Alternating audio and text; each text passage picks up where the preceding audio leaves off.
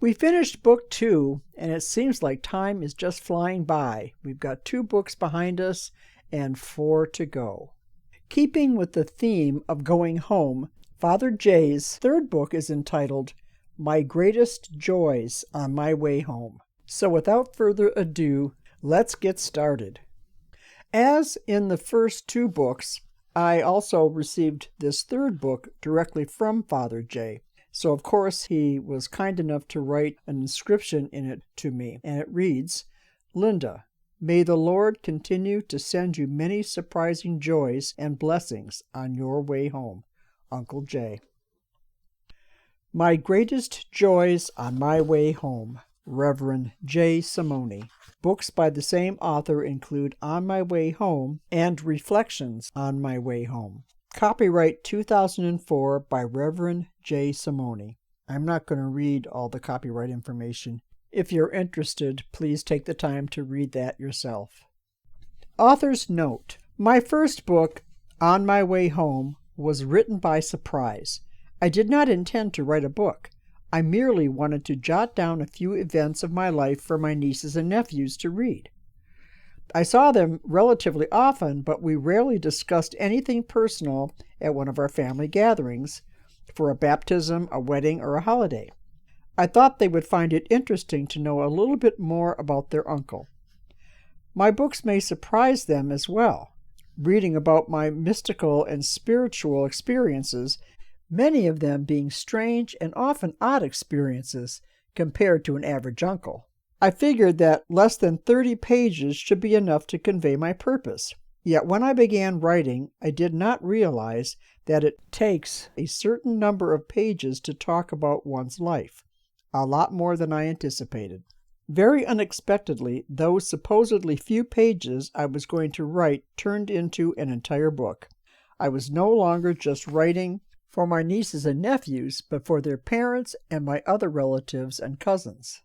Soon I found writing a pleasant experience, even therapeutic, and I began addressing anyone who would like to read my story. It got bigger and bigger.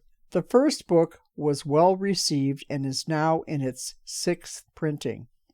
I received an abundance of letters concerning my first book. They were positive and encouraging. I continued writing almost in response to the many letters and their questions about God, life, death, destiny, and many other topics. After about a year, my second book was published, Reflections on My Way Home. Again, I received a lot of positive responses in the mail to keep writing. The result, this third book, My Greatest Joys on My Way Home, was born, forming a trilogy of books.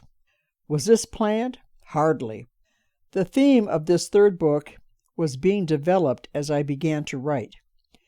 As you turn the pages, you will see that my greatest joys happened on certain occasions. Not everything we do brings joy to one's heart, but I discovered that reaching out to another in need with a truly selfless and unconditional expression of love does fill the heart with joys that can best be described as heavenly in origin. These, then, are among the greatest joys of my life. I believe that you, as a servant of God, will find it to be true for you as well. Reverend J. Samonie, February 27, 2004. Acknowledgements. My sincere gratitude to Monsignor Clement Kern, who was the mentor and inspiration to me while I was a seminarian and as a priest following him at Holy Trinity Church in Detroit. I am also grateful to Reverends Dennis Dillon, S.J., Ezekiel Mondragon, Randall Joyce, CPPS, and Sisters Ann Currier, IHM, Mary Ellen Howard, RSM, Annette Zippel, RSCJ, and Margaret Hughes, IHM.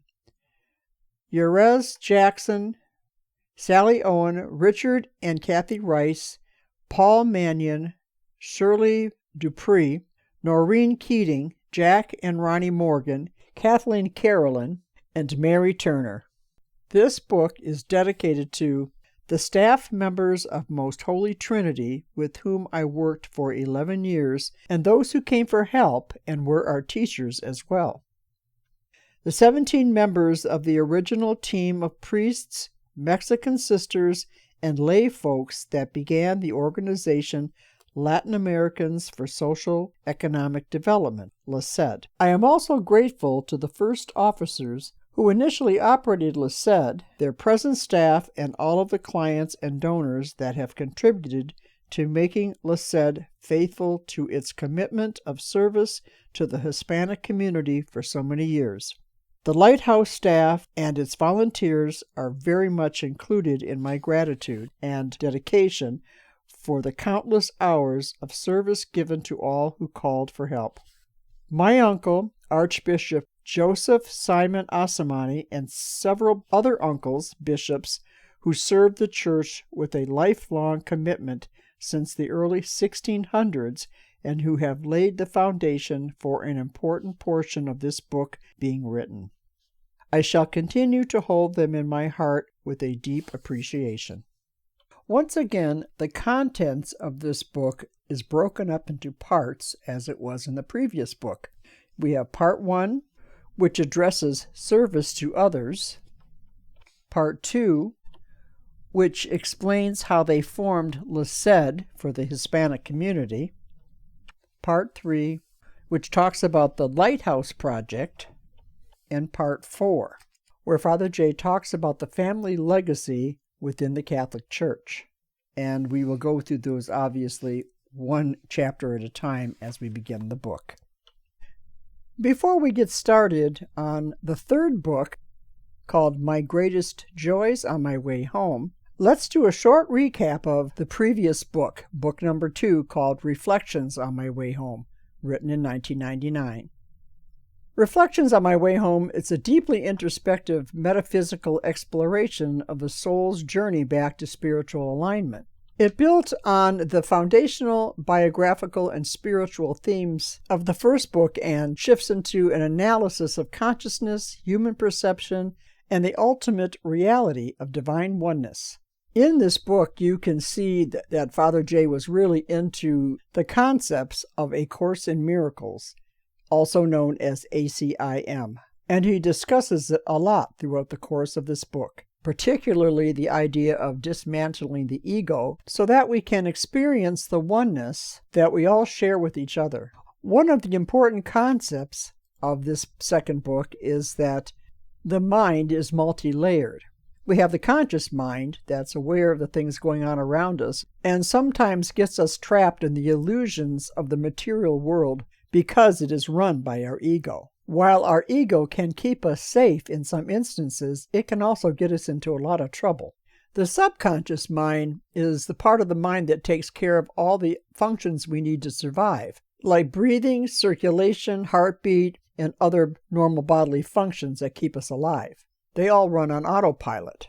But this is also, at the same time, our personal biocomputer, and our thoughts and words are like the software that we would put into a physical computer. This is why what we think and say are important. Our subconscious takes our thoughts very literally, and like a computer program, it runs the commands like software, for good or bad. It does not know the difference. It does what it's programmed to do. So be careful what you think and say. And then we have the superconscious mind, which is a higher, spiritually integrated level of awareness that connects directly to divine truth. It serves as a bridge out of ego-driven perception.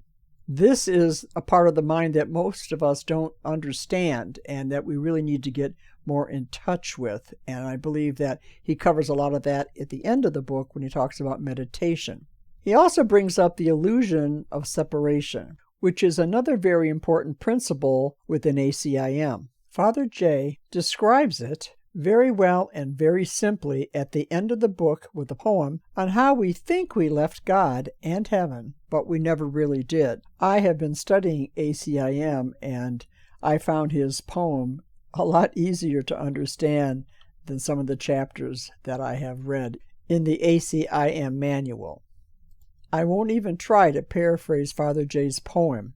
but I highly recommend that you go back and listen to it. It is in the conclusion of the previous book.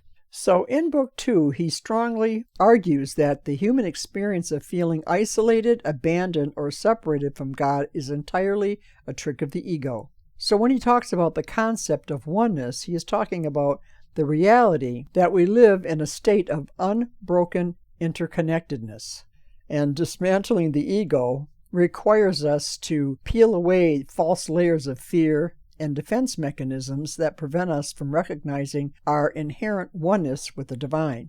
Father J uses a metaphor of the divine hunter in this book, and it's a representation of God's grace as a relentless, loving force that constantly pursues humanity.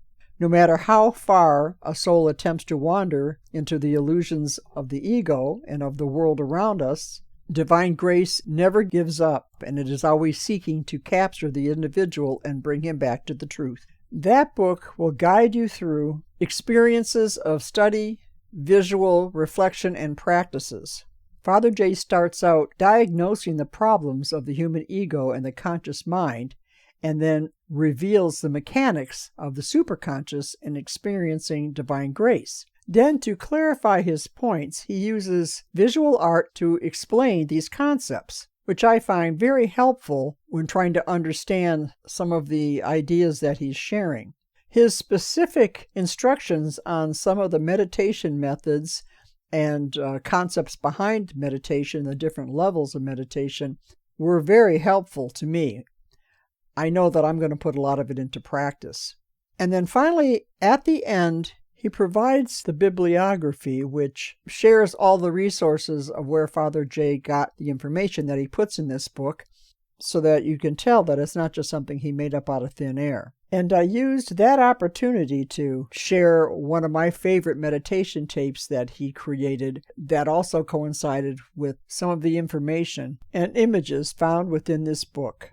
The ultimate takeaway of Reflections on My Way Home frames the spiritual path not as a journey to a far-off destination, but as a psychological and spiritual awakening to the home we never truly left. Father J shifts from the fractured vision of the conscious mind to the unified awareness of the superconscious. The soul surrenders to the divine hunter and realizes its eternal oneness with God. Part 1. Holy Trinity Church, a haven for our homeless and voiceless brothers and sisters. 1. In service is found happiness. I have come to serve, not to be served. Jesus. When I consider the many adventures and unexpected situations I experienced throughout my life, I often wonder what brought me my greatest happiness and joy. It was easy to review the important events in my life, such as being ordained a priest, receiving certain awards, completing my degrees in education, being excited over my best golf game, finishing a painting, feeling good about a talk I gave publicly, or achieving a host of other accomplishments.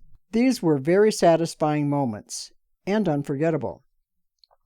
But they were mere moments and not a continuous joy to my whole being. Was there something in my way of life that made life worth living and fulfill my heart with purpose and meaning? Something that would constitute my greatest joys as I continued day by day on my path home?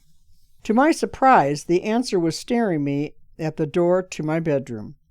It was the poster in Spanish, a translation of a verse authored by the famous Hindu poet R. Tagore. It reads, Dormi y soñé, que la vida era alegría.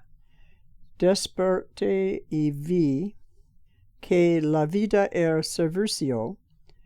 Serví y descubrí que en el servicio se encuentra la alegría. To me, it was the key and the secret to true, lifelong happiness in this life. Translated, it says, I went to sleep and I dreamed that life was happiness. I woke up and I saw that life was service. I served and I discovered that in service is found happiness. Rabindranath Tagore's experiences were far more reaching than mine. His accomplishments were truly phenomenal, unlimited. He lived from 1861 to 1941. In those 80 years, he was knighted in England, awarded the Nobel Prize for Literature, established schools in India, had art exhibits of his paintings in Europe and the United States, set 3,000 songs to music, authored about 60 poetical works and volumes of stories, some of which are very famous to this day. His discovery of finding happiness really got me excited about writing another book. Seen from the viewpoint of actually experiencing happiness, I could not agree with him more. As I reflected and mused over the most fulfilling moments in my life, I came to the same conclusion. Never did I experience more fulfillment and accomplishment than in servicing others in my priestly ministry. It is a true statement. My greatest joys or moments of happiness came in helping others to cope with life, counseling others, leading others, serving others, initiating programs to improve the living conditions of others, or just being there for others. Did I forget about number one on these occasions? Is that what life is all about? Just giving and giving? Till you burn out? Not at all. Life is giving and receiving, giving and receiving.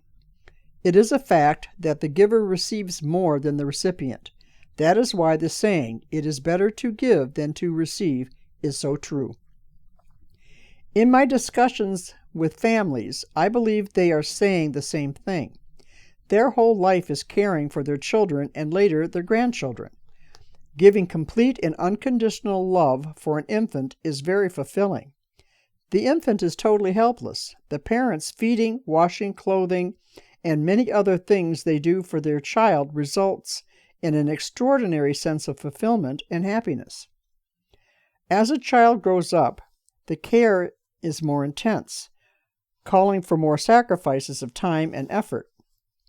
Yet the service parents provide for their children, regardless of the age of the children, carries the same result, a sense of accomplishment, peace, and joy. Who is the head of the household? The one who serves. And who are the servers in the family? The parents. It seems to be nature's way of telling us all, in service is found happiness. What I have included in this book are my efforts to live by Tagore's suggestion. I served and I discovered that in service is found happiness, although I did not reflect on what he said until a week ago. At the same time, I cannot refrain from hearing the Lord Jesus affirm, "I have come to serve, not to be served." His words now have a special meaning for me.